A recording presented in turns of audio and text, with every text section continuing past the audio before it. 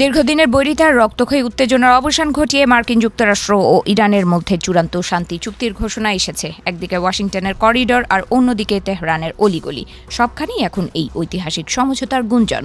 মধ্যস্থতাকারীর ভূমিকায় থাকা পাকিস্তানের প্রধানমন্ত্রী শাহবাজ শরীফের ঘোষণার পরপরই সোশ্যাল মিডিয়া প্ল্যাটফর্ম ট্রুথ সোশ্যালের মাধ্যমে মার্কিন প্রেসিডেন্ট ডোনাল্ড ট্রাম্প নিজেই নিশ্চিত করেছেন ইরানের সঙ্গে দীর্ঘ প্রতীক্ষিত সেই চুক্তি এখন সম্পন্ন। বিশ্বের ক্ষমতাধর রাষ্ট্রগুলোর মধ্যে এই সুবাতাস বইতে শুরু করার পরপরই ইউরোপের পরাশক্তিগুলো তাদের অবস্থান স্পষ্ট করেছে।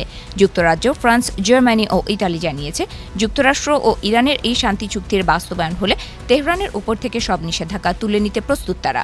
ইউরোপীয় জোটের এই নেতারা এক যৌথ বিবৃতিতে জানিয়েছেন, পারমাণবিক অস্ত্র যেন কোনোভাবেই ইরানের হাতে না পৌঁছায় তা নিশ্চিত করতে তারা IAEA এবং ওয়াশিংটনের সাথে একযোগে কাজ করতে বদ্ধপরিকর। এই চুক্তির সবচেয়ে বড় প্রভাব পড়েছে বিশ্ব অর্থনীতির মূল চালিকা শক্তি জ্বালানি তেলের বাজারে। হরমুজ প্রণালী দিয়ে তেল সরবরাহ ফের স্বাভাবিক হওয়ার খবরেই বিশ্বজুড়ে তেলের দাম কমতে শুরু করেছে। কয়েক দশকের উত্তেজনা আর যুদ্ধের হুমকি শেষে হরমুজ প্রণালী মুক্ত চলাচল নিশ্চিত হওয়ার খবরটি বিশ্ববাজারে এক বড় স্বস্তি নিয়ে এসেছে। শান্তি রূপরেখার আওতায় মার্কিন অবরোধ প্রত্যাহারের এই ঘোষণা বিশ্ব রাজনীতির সমীকরণকে রাতারাতি বদলে দিয়েছে। তবে এই শান্তি চুক্তির পেছনে রয়েছে জটিল সব হিসাব নিকাশ।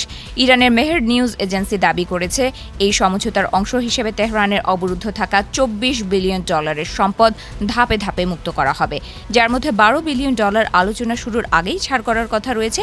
এই খবর ছড়িয়ে পড়তেই তেহরানের কূটনৈতিক মহলে এক ধরনের চাঞ্চল্য সৃষ্টি হয়েছে, যেন দীর্ঘদিনের অর্থনৈতিক দম বন্ধ করা অবস্থা থেকে বেরিয়ে আসার পথ খুঁজে পেল দেশটি।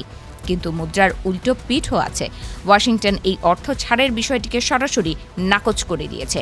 নাম প্রকাশে অনিচ্ছুক এক মার্কিন কর্মকর্তা CNN-কে স্পষ্ট করে জানিয়েছেন, এটি একটি শর্ত সাপেক্ষ সমঝোতা। ইরান তাদের প্রতিশ্রুতি পালন না করা পর্যন্ত একটি পয়সাও ছাড় করা হবে না বলে ওয়াশিংটন জানিয়ে দিয়েছে। অর্থ ছাড়ের এই দাবিকে তারা সম্পূর্ণ অসত্য বলে উড়িয়ে দিয়ে বলেছে, এটি কাজের বিনিময়ে ফল পাওয়ার একটি চুক্তি মাত্র। তেহরানের উপপররাষ্ট্রমন্ত্রী কাজেম গারিবাবাদি অবশ্য অন্য সুরে কথা বলছেন। তিনি বারবার জোর দিয়ে বলছেন যে আলোচনার পরবর্তী ধাপের সাফল্য পুরোপুরি নির্ভর করছে ওয়াশিংটনের সদিচ্ছার ওপর। তাদের আটকে থাকা অর্থ ফেরত পাওয়াকে তারা এই প্রক্রিয়ার এক অপরিহার্য অংশ হিসেবে দেখছেন। দুই পক্ষের এই পরস্পর বিরোধী বক্তব্য শান্তি আলোচনার টেবিলকে কতটা স্থিতিশীল রাখবে তা নিয়ে এখন থেকেই প্রশ্ন উঠতে শুরু হয়েছে। সব জল্পনা কল্পনার অবসান ঘটিয়ে আগামী শুক্রবার সুইজারল্যান্ডের মাটিতে বসতে যাচ্ছে এই ঐতিহাসিক চুক্তি স্বাক্ষরের আসর। যুদ্ধের দামামা থামিয়ে শান্তির এই দলিল দুই পক্ষকে কতটা কাছাকাছি আনতে পারবে তা এখন দেখার অপেক্ষায় বিশ্ববাসী। সুইজারল্যান্ডে সেই অনুষ্ঠানে স্বাক্ষরিত হতে যাওয়া সমঝোতা স্মারকটি কি আসলেই মধ্যপ্রাচ্যে স্থায়ী শান্তি ফিরিয়ে আনবে, নাকি এটি কেবলই দীর্ঘ সংঘাতের মাঝে এক ক্ষণিকের বিরতি? তেহরানের দেয়ালে আঁকা আয়াতুল্লাহ খামেনি আর খামেনির প্রতিকৃতির নিচে আজ হয়তো শান্তির স্বপ্ন বুনছে সাধারণ মানুষ।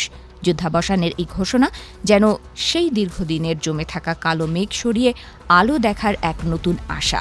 তবে ওয়াশিংটন আর তেহরানের এই জটিল কূটনৈতিক দাবা খেলার শেষ চালটি কার দিকে যায় তা জানার জন্য শুক্রবার পর্যন্ত আমাদের অপেক্ষায় থাকতেই হচ্ছে।